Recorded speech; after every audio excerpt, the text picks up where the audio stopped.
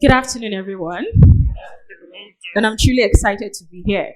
8 years ago, I was a student here, so it's a real joy to be here today.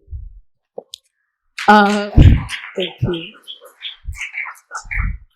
So, in 2021, I worked as a lecturer in Mauritius.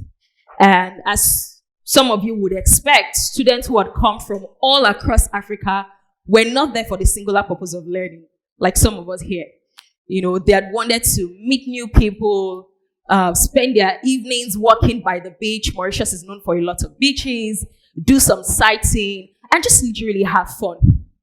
But here's the little or not so little disappointment. 2 weeks after classes began, Mauritius went into a total lockdown due to a discovered case of COVID. And this meant no fun activities, no spending your evenings walking by the beach, and to top it all, no physical classes. All classes were now to be virtual. You can almost expect how the reaction of the students were. Some even blurted, "I didn't travel 7 hours to come take virtual classes." And I sort of agreed with them. But here's the interesting thing. It meant that for the next few weeks of our classes, students and facilitators were going to struggle through these class sessions. 7 out of 10 facilitators complained, amongst other things, how they experienced challenges during virtual learning sessions during the pandemic. They complained of students coming late to virtual classes, hardly turned on their cameras, had reduced span of attention, hardly engaged with the content post the learning session. Now, as a facilitator myself, it was interesting to other facilitators that I was not experiencing these challenges, because word had gone round very quickly about how students loved being in my class and how they enjoyed my sessions. As I tried to put into words what exactly I was doing and also propose solution to these challenges that my colleagues were facing, I came up with a framework that I called the PDF framework. I shared this framework with my colleagues, and we experienced a breakthrough that helped to increase learning and improve engagement from 30% to 70%. So I'm going to be sharing the PDF framework with you this morning. So what is the P in PDF? The P stands for positive affirmations. What are positive affirmations? Positive affirmations are short statements or short phrases that are designed to create happy feelings, positive attitude, positive habits when spoken to oneself or to another person for a really long time. You can also say that they are propelling statements when spoken to yourself, because the subconscious mind can retain this information for a long time and then it starts to produce in physical manifestations. So how do you use positive affirmations? You want to constantly speak to your students or your team members in a positive way.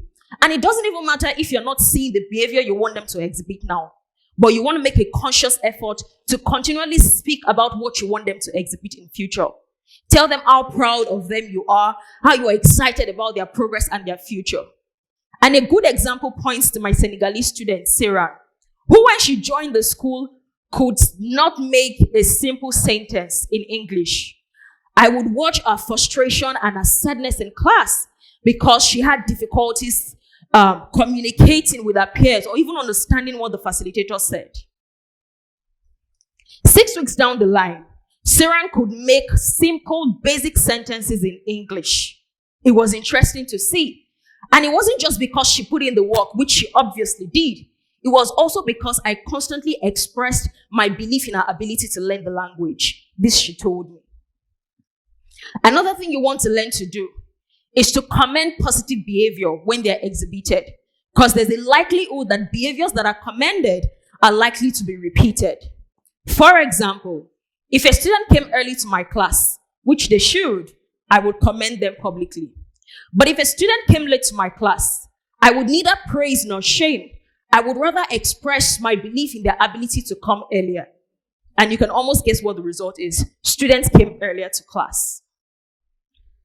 The D in PDF stands for deliberate ownership. I realized that people learn stronger and faster when they're able to connect their personal experiences to the lessons being taught. You can simply say they took ownership of their learning. So how do you use the deliberate ownership model? You want to ask your students or your team members if they've ever experienced or witnessed a situation that connects to the lessons being taught. And you want to ask them follow-up questions such as, how did that make you feel? What did you learn? What were the lessons that you learned? What could you have done better? This way, they are able to recollect and recall the information because they're able to associate it with a personal experience that they've had. The F in PDF stands for friendly interactions. I realized that people, whether young or old, will listen to people they like and will reciprocate that likeness. Everybody wants to be respected, whether young or old, and they would revolt consciously or unconsciously if they don't get that respect. So how do you use friendly interactions as a facilitator or a team leader or an employer? You want to treat your students as independent adults and friends, but still maintaining the necessary boundaries. You also want to show a bit of vulnerability so that they can trust that we're somewhat in this learning process together. And it doesn't matter if we're not, in which most of the time we usually are. You also want to take the first 5 to 10 minutes of the class or the team to interact on a bit more personal level, like asking them how their weekend went, if there was any fun thing that happened during the weekend and they're willing to share. And this was how I was able to learn about my Kenyan student, Nasilele, who had just lost a brother over the weekend and was asking to be excused if she was not seen to be interactive or engaging in class. Of course, I told her to take the day off. In conclusion, here's what I need you to remember. That you are not just a facilitator or a team leader or an employer. You are an influence. You are a model of inspiration. You are an image of possibility. And so anytime you get the opportunity to communicate with your team members or your students or your subordinates, you want to give them a reason to change their life, to upgrade their experiences, and to deploy their best self to the world. Thank you.